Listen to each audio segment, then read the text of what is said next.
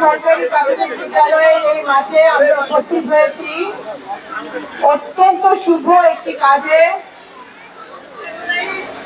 মহান আল্লাহ তাআলার রব্বুল আলামিনের মেহেরবানে আল্লাহ তাআলা আমাদেরকে সুযোগ দিয়েছেন যে সালতা উপজেলার প্রত্যেকটা ইউনিয়নে আমরা যেন শিক্ষার আলো ছড়িয়ে দিতে পারি।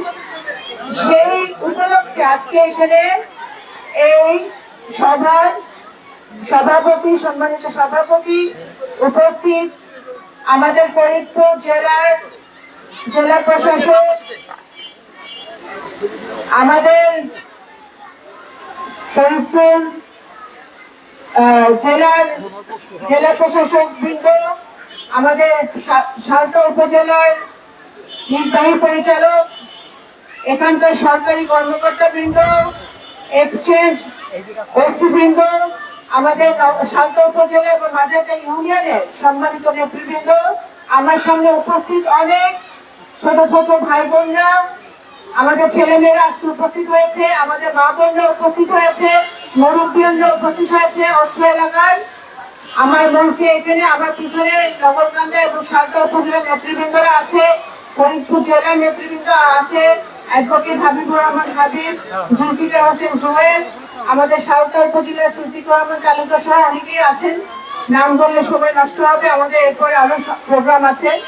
আমি একটা কথা বলতে চাই, সেটা হচ্ছে যে গত 17 বছর ধরে এই সালতা নগরকান্দার মাটিতে এবং সারা বাংলাদেশে বিনা ভোটে একটা সরকার ছিল, স্বৈরাচারী সরকার ছিল, যারা আমাদের জনগণের কাছ থেকে শুধু শোষণ করেছে, তাদেরকে নির্যাতন করেছে, তাদের শিক্ষার জন্য, স্বাস্থ্যের জন্য, তাদের জীবন মানের উন্নয়নের জন্য কোনো কাজ বিগত স্বৈরাচারী সরকার করে নাই।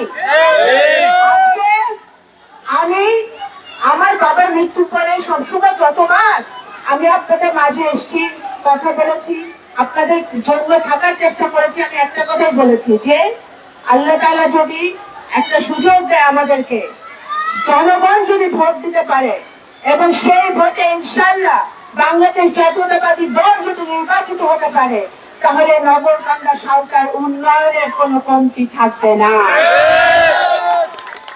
সেই ধারাবাহিকতায় আল্লাহ তাআলার সাক্ষী যে যখন থেকে আমরা এই দায়িত্ব পেয়েছি, বিএনপি সরকার গঠিত হয়েছে, আপনারা সকলে আমার সামনে পিছনে যারা আছেন এবং অত্র এলাকার নগরকান্দা সালতার জনগণ যখন আমাদেরকে ভোট দিয়ে নির্বাচিত করেছে, সংসদ সদস্য বানিয়েছে, এই সংসদ সদস্য হওয়ার পর থেকে এই মহান সংসদে যখন আমি যাওয়া শুরু করেছি, আমার একমাত্র সংকল্প ছিল যে আমার সালতার মানুষ, আমার মাজারদিয়ার মানুষ, আমার নগরকান্দার মানুষকে কিভাবে আমি ভালো রাখতে পারি, সেই লক্ষ্যে আমি কাজ করে যাচ্ছি। আজকে এখানে আমার এই মঞ্চে যারা উপস্থিত আছে সরকারি কর্মকর্তা বৃন্দ, সকলেই কিন্তু অত্যন্ত নিষ্ঠার সাথে আপনাদের জন্য, অত্র এলাকার উন্নয়নের জন্য তারা কিন্তু কাজ করছে। আমি আপনাদেরকে অনুরোধ করবো, এই মাজারদিয়া ইউনিয়নে যারা নেতৃবৃন্দরা আছেন, তারা সরকারি কর্মকর্তারা যারা আছেন বিভিন্ন সংস্থায়, তাদেরকে আপনারা সহযোগিতা করবেন এবং এই উন্নয়ন কর্মকাণ্ড করতে গিয়ে যেন সরকারের 2 টাকা নষ্ট না হয়, কোন জায়গায় কোন অসাধু চক্র দুর্নীতি করার সুযোগ না পায়, সেইটাও কিন্তু আপনাদের পুঙ্খানুপুঙ্খভাবে দেখতে হবে। আমি আমার বাবা সারা জীবন ওনার, যখন উনি এমপি ছিলেন, মন্ত্রী ছিলেন, যখন কিছুই ছিলেন না, তারপরেও ওনার যা ছিল, আল্লাহ ওনাকে যা দিয়েছিলেন তার চেয়ে অনেক বেশি উনি মানুষের জন্য করার চেষ্টা করতেন। আমি ওনার সন্তান হিসেবে আপনাদের জন্য করে যাচ্ছি, করবো ইনশাআল্লাহ।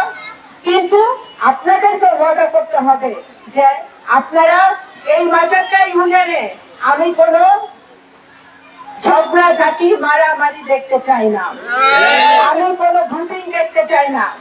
যদি আপনারা উন্নয়ন চান, যদি আপনারা স্কুল কলেজ চান, যেমন আজকে আমরা একটা আল্লাহর নামে একটা ভিত্তিপ্রস্তর আমরা স্থাপন করলাম, এখানে স্কুল হবে, কলেজ হবে। এই যে ছোট ছোট আমাদের বাবুরা আজকে এসেছে, তাদের ভবিষ্যতের জন্য, আপনাদের ছেলে মেয়ে নাতিপুতিদের ভবিষ্যতের জন্য আপনাদের ঐক্যবদ্ধভাবে মাঝারদের ইউনিয়নে থাকতে হবে, সালতা উপজেলায় থাকতে হবে।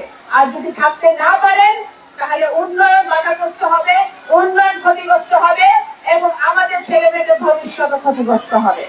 সেটা আপনাদের বুঝতে হবে, জানতে হবে।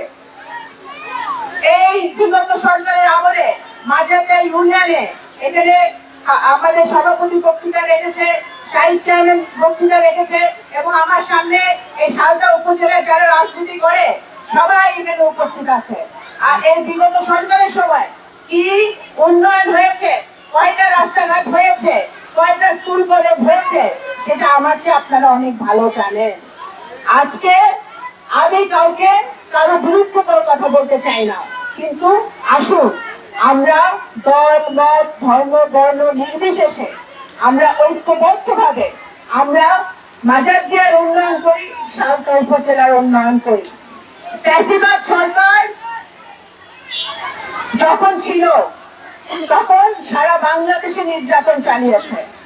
সারা বাংলাদেশে নির্যাতন চালানোর পরে 17 বছরের আন্দোলনের কারণে আমাদের বিএনপি হাজার হাজার লক্ষ লক্ষ নেতা কর্মীর আত্মহত্যার কারণে, জুলাই অভ্যুত্থানের কারণে যখন দাগি আসামিরা খুনিরা পালিয়ে গেছে, এখন পালিয়ে যাওয়ার পরে আবার তারা নভেম্বরে আসবে, ডিসেম্বরে আসবে, জানুয়ারিতে আসবে, এই সকল ঘোষণা দিয়ে বেড়াচ্ছে।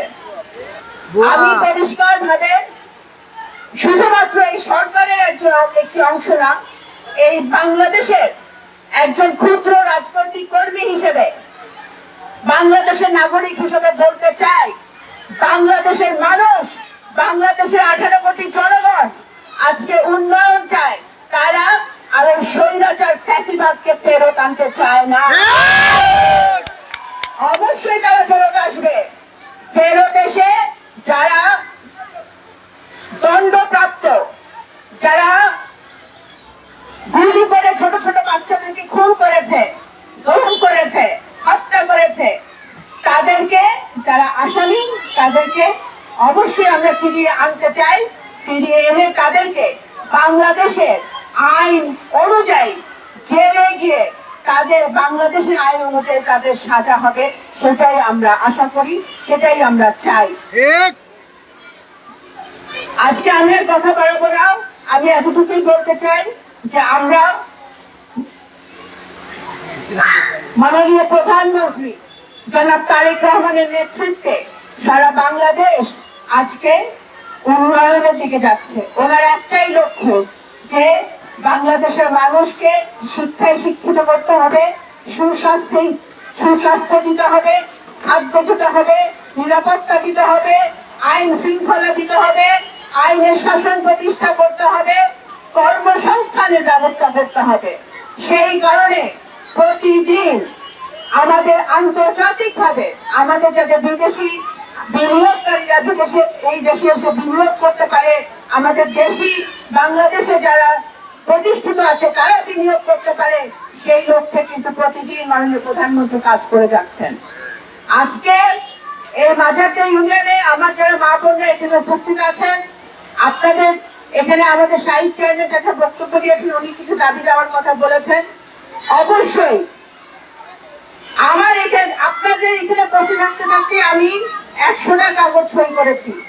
কোনোটা মন্দির, কোনোটা মসজিদ, কোনোটা রাস্তা, কোনোটা ব্রিজ, কোনোটা কালভার্ট, কোনোটা বা অনেক মাঠ, স্কুলের মাঠ বা কোনো দরকারি কোনো জিনিস। এখনই আচ্ছা, আমার মহোদয় বললেন যে আমার সুপারিশকৃত সালতা উপজেলায় উনি দায়িত্ব নেবার পর 285টি রাস্তা উনি সম্পূর্ণ করেছেন। সময়ের মধ্যে 285টি রাস্তা যদি সম্পূর্ণ হয়, ইনশাল্লাহ আমরা যদি একসাথে কাজ করি, আমাদের প্রত্যেকটা গ্রামে যত রাস্তা আছে, যত প্রয়োজন আছে, আপনাদের এখানে ব্রিজের দরকার, ব্রিজও হবে। আমার একজন বোন এসে আমাকে বললেন যে এখানে মন্দির নাই, মন্দির নষ্ট হয়ে গেছে মন্দিরের প্রয়োজন মাজারটিয়া গ্রামে। অবশ্যই আপনারা আসবেন, এখানে মন্দিরও আমরা প্রতিষ্ঠিত করব। আমরা চাই আমাদের হিন্দু, মুসলমান, বৌদ্ধ, খ্রিস্টান সকল ধর্ম নির্বিশেষে আমাদের মাজারটিয়া ইউনিয়ন সালতা উপজেলার জনগণ ভালো থাকবে, সুস্থ থাকবে, আনন্দ থাকবে এবং ঐক্যবদ্ধভাবে তারা তাদের জীবন যাপন করবে। আমি আর কথা বলবো না, আপনাদেরকে আবারও ধন্যবাদ জানাই এবং এই আজকে যে ভিত্তিপ্রস্তর স্থাপন করলাম আমরা যাতে এর সফলতা দেখতে পারি এবং অতি শীঘ্রই এর কাজ শুরু হবে ইনশাল্লাহ। কাজ শুরু হলে এই বিল্ডিং যখন শেষ হবে, ভবন যখন শেষ হবে, এই ভবনে আমাদের ছেলেমেয়েরা আসবে, পড়াশোনা করবে, সুশিক্ষায় শিক্ষিত হবে, সে আশা ব্যক্ত করে আল্লাহ তাআলার কাছে সেই দোয়া রেখে আমি আমার বক্তব্য শেষ করছি। আসসালামু আলাইকুম। বাংলাদেশ জিন্দাবাদ।